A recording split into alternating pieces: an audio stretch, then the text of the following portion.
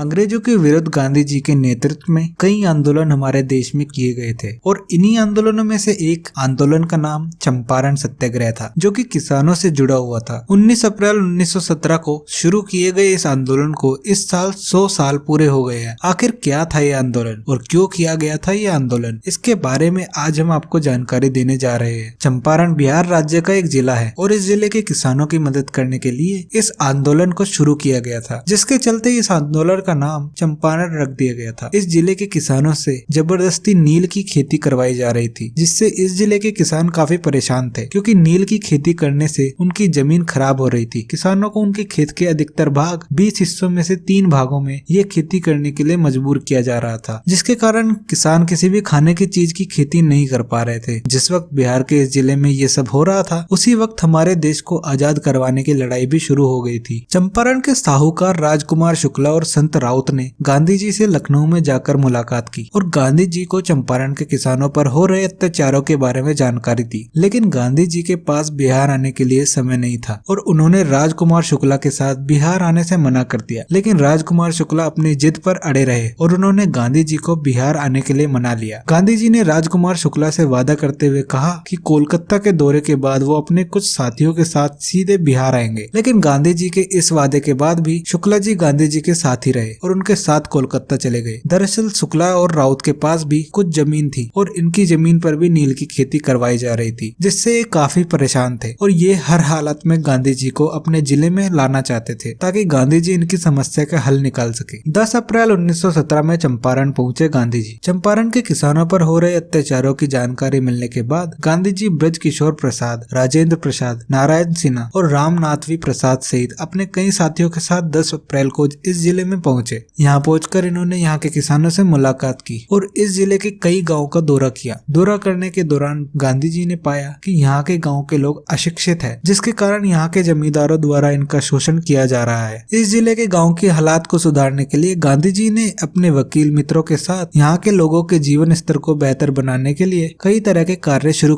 कर दिए। यहाँ के लोगों के अशिक्षित होने का मुख्य कारण यहाँ पर किसी भी स्कूल का ना होना था, इसलिए गांधी जी ने सबसे पहले यहाँ पर एक स्कूल बनवाया। ये स्कूल 12वां लखन सेन गांव में बनवाया गया था। स्कूल का निर्माण करवाने के बाद गांधी जी ने यहाँ के लोगों के अंदर आत्मविश्वास पैदा करने का काम किया। इतना ही नहीं, गांधी जी ने यहाँ के लोगों को साफ सफाई का महत्व भी बताया और यहाँ के गाँव में फैली गंदगी को साफ भी करवाया। इसके अलावा गाँव की औरतों और छोटी जातियों के लोगों के प्रति हो रहे भेदभाव को भी कम करने के लिए गांधी जी ने कई कार्य किए। 12वां लखन सेन गाँव में स्कूल का निर्माण करवाने के बाद गांधी जी ने 2 और स्कूल का निर्माण इस जिले में करवाया था, जिनमें से एक स्कूल पश्चिम चंपारण में 30 नवंबर 1917 को बनवाया गया था और दूसरा स्कूल मधुबन में 17 जनवरी 1918 में बनवाया गया था। इन दोनों स्कूल को बनवाने में संत राउत ने गांधी जी की मदद की थी। वह गांधी जी के इन प्रयासों में इनकी मदद और भी कई जाने माने नेताओं ने की थी और जवाहरलाल नेहरू जी भी गांधी जी के इस अभियान में जुड़ गए थे। जब गांधी जी इस जिले में पहुंचे तो इस जिले में मजिस्ट्रेट ने इन्हें एक नोटिस जारी किया। नोटिस में मजिस्ट्रेट ने कहा कि वो चंपारण जिले में नहीं रह सकते और पहली ट्रेन से वो वापस लौट जाए। गांधी जी ने मजिस्ट्रेट के इस आदेश को नहीं माना, जिसके कारण गांधी जी को अदालत में पेश होने के लिए बुलाया गया। वहीं मजिस्ट्रेट ने गांधी जी को एक और पत्र लिखकर कहा कि अगर आप इस जिले को छोड़ देते हैं और वापस नहीं लौटने का वादा करते हैं तो आपके खिलाफ दर्ज किया गया मामला वापस ले लिया जाएगा। मजिस्ट्रेट के इस पत्र का जवाब देते हुए गांधी जी ने कहा कि मैं मानवता और राष्ट्रीय सेवा प्रदान करने के लिए यहाँ आया हूँ। चंपारण मेरा घर है और मैं यहाँ के पीड़ितों लोगों के लिए काम करूंगा। मैं इस जिले से अभी नहीं जा सकता। इस जिले में अशांति पैदा करने के लिए आरोप के चलते यहाँ की पुलिस ने गांधी जी को हिरासत में ले लिया। गांधी जी के गिरफ्तार होने की खबर जैसे ही यहाँ के किसानों को लगी तो उन्होंने पुलिस स्टेशन सहित कोर्ट के बाहर प्रदर्शन करना शुरू कर दिया, जिसके बाद यहाँ की अदालत को गांधी जी को रिहा करना पड़ा। इस दौरान ब्रिटिश सरकार को गांधी जी की ताकत का अनुभव हो चुका था और ब्रिटिश सरकार ने किसानों की शिकायत की जाँच के लिए एक समिति का गठन किया और इस समिति का हिस्सा गांधी जी को भी बनाया गया। इस समिति के गठन के कुछ महीनों के भीतर चंपारण कृषि विधेयक पारित किया गया। इस विधेयक की मदद से किसानों को काफी राहत दी गई और जमींदारों की मनमानी पर लगाम लगाई गई। किसानों के लिए अधिक मुआवजा देने और खेती पर नियंत्रण देने का जिक्र भी इस विधेयक में किया गया और इस तरह से गांधी जी ने यहाँ के किसानों की मदद की। यह सत्याग्रह भारत में गांधी जी का पहला डिसोबिडियंस मूवमेंट था। इस मूवमेंट के साथ ही अंग्रेजों को गांधी जी की ताकत के बारे में पता चल गया था। इसी आंदोलन के दौरान ही पहली बार संत राउत ने गांधी जी को बापू के नाम से पुकारा था, जिसके बाद से गांधी जी को बापू कहा जाने लगा था। चंपारण सत्याग्रह मूवमेंट के 100 साल होने पर सरकार ने स्वच्छता से जुड़ी योजनाओं को बिहार में शुरू किया। इस राज्य में सीवरेज प्रोजेक्ट शुरू किया गया। इस प्रोजेक्ट के लिए सरकार 1000 करोड़ रुपए देगी। इसके अलावा इस राज्य में कई कार्यक्रम का भी आयोजन किया गया है जो कि साफ सफाई से जुड़े हुए हैं। ये थी कहानी चंपारण की। वीडियो पसंद आए तो वीडियो को लाइक करें, सब्सक्राइब करें